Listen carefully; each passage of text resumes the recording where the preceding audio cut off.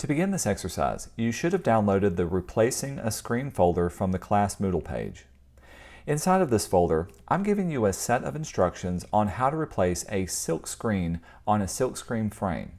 We're going to work this together as a class and even break up into groups to do the second part of this. For now, however, pay attention to the Pictures of Tools folder that's inside of this subfolder. I've given you a set of tools that you're going to need in order to replace the silk on a wooden frame. You've got a picture of a hammer, some masking tape, push pins, and even scissors. However, I've not given you all of the tools that are listed out. If we jump into today's exercise, this is what we're going to be creating.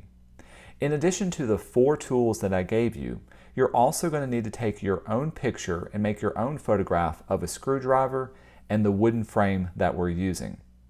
Later on, you'll add this to the set and complete out the rest of the 6 photographs that you need to illustrate.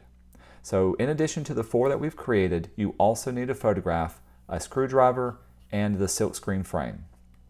To get started on this exercise, let's go into Illustrator, go up to File, and create a new document. Now the size of this document really won't matter for what we're working on, so we're just going to create some square artboards. Let's set our artboards to be 8 inches wide by 8 inches tall.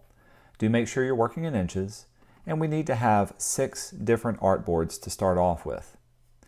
Also, if you click on More Settings, this will open up some different settings that will allow you to set up and customize how your artboards are originally arranged. For now, I'm going to set mine to be in a grid by row, and we're going to have a little bit of a spacing in between them into 3 different columns.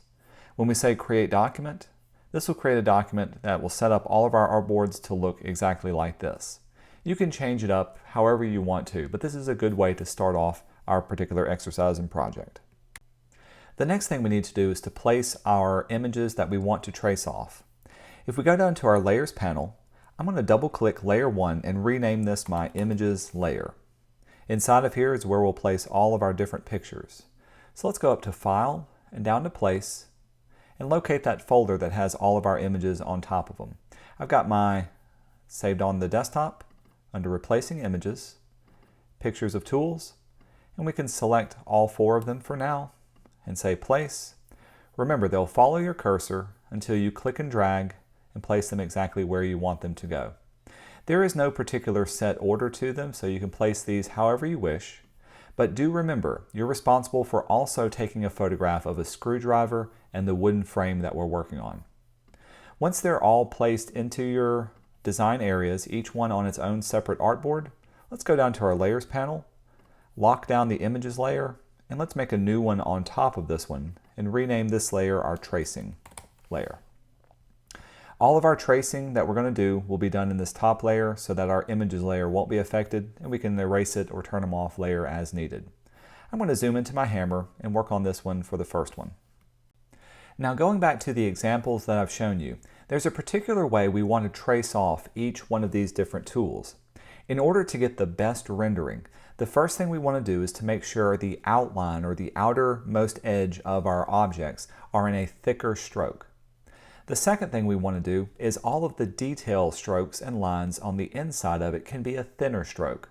You can use a variety of different weights, but in general I like to keep my outer stroke to be about 4 points wide and my inner stroke to be about 2 to 3 points wide.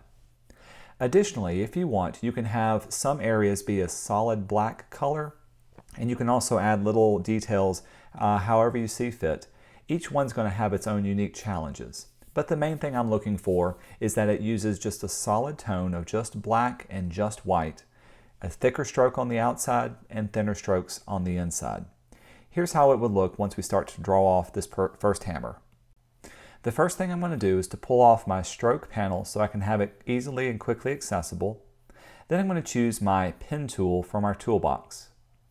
As far as the fill and stroke go, I'm going to set my fill color to be none, and set your stroke color to be something a little bit different than what you're trying to trace off.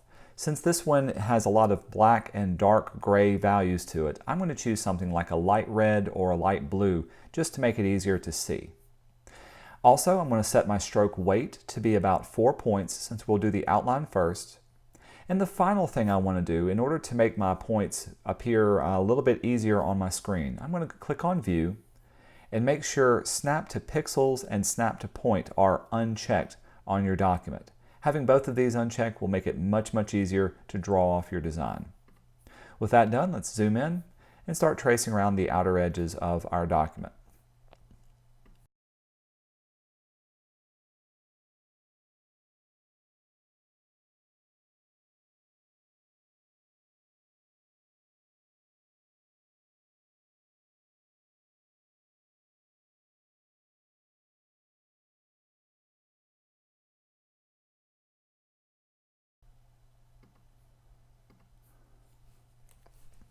With the outer edges done, now I can go back in with a thinner stroke and add the smaller details. So I'm going to set my stroke to be about 2 points now. Then go in and start, as I did with the other one, drawing off the outer edges of just the main details.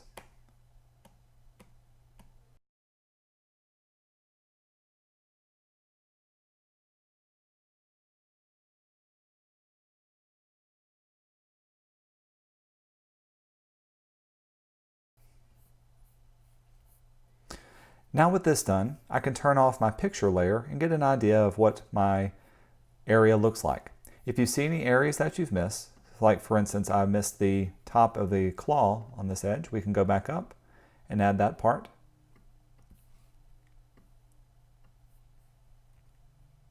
And the other thing to consider is how your image is being interpreted on your drawing.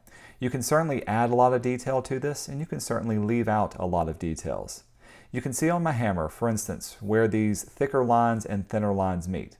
I could go back in with this and try to clean up that particular edge, or I could keep it like this. Either way looks good, but what I don't want to have is a sloppy edge. If I'm looking at this particular point, this part right here, even though it ends abruptly, it definitely needs to be moved over so that it reads a little bit better inside of that particular edge. The other thing I can do is to go back in and add some shadow shapes. In order to quickly and easily do this, I can either use my paint bucket tool or I can take my pen tool and try to draw in these particular areas. I'm going to use my pen tool. Let me see if I can redraw in this particular area, and we're going to use my paint bucket to fill it in. So let's add a line there. When I turn off visibility for this, I can select my entire hammer. Then we're going to choose the paint bucket tool. Remember that paint bucket is hiding underneath your shape builder tool, so live paint. I'm going to set my fill color to be red, and then with one click I can quickly and easily fill in those particular areas, and now I've got my hammer finished. Going back to my example, you can see easily where you can add more details, like each little part can be of the texture on the handle can be added, or you can add the little divot where the hole is for that one. The next thing to consider is, whenever possible, always use some predefined shapes to make the drawing process a little bit easier. If I'm looking at something like this for the push pins, obviously they've got some ellipses that could easily and quickly be drawn, in addition to using my pen tool. So to do that, I'm going to use the ellipse tool. I'm going to click and drag and draw off an ellipse.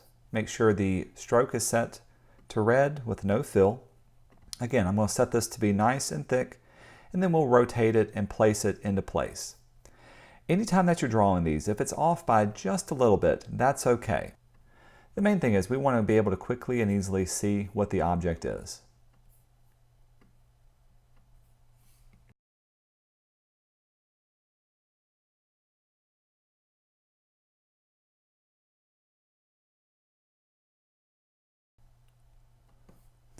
Once this is done, we can take our pen tool and let's draw off the remainder of the outline. Once this is done, we'll also take these lines and see if we can interconnect them with each other. And there's a set of tools that we can use in order to do this.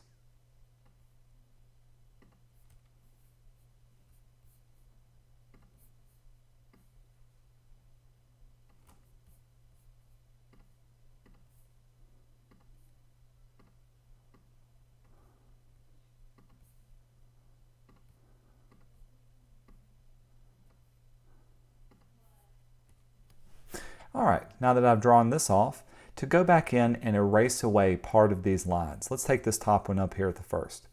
If I wanted to erase away this portion of the line, I could easily use my scissors tool to do that.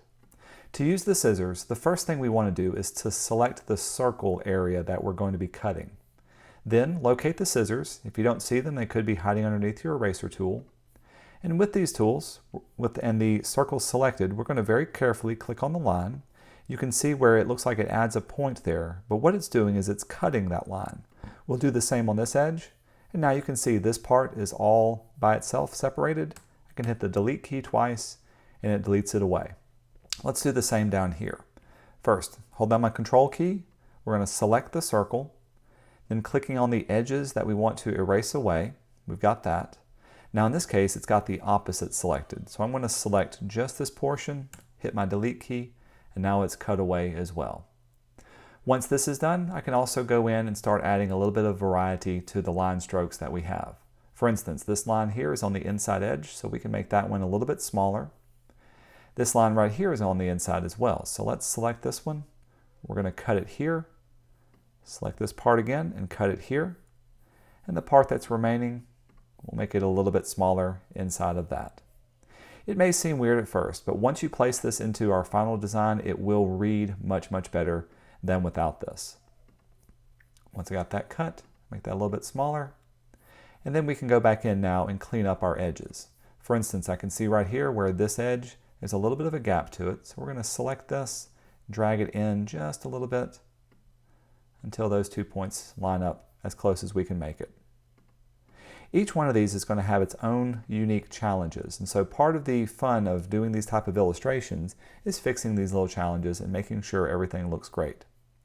Once you've finished with all of your illustrations, convert them to just solid black and white and make sure you've gotten all 6 of them created. You can then erase away your layer 1 and get rid of all of the photographs that we worked on, leaving you just with your vector illustrations. If you haven't saved, also go up to File and do a Save, and for this instance we can call this our Tools Illustrator document. In the second half of this exercise, you're going to repeat the same process, but instead of drawing the tools, we're actually going to draw off each step of the illustration, or illustrate each step of the process for replacing a screen in a silkscreen frame.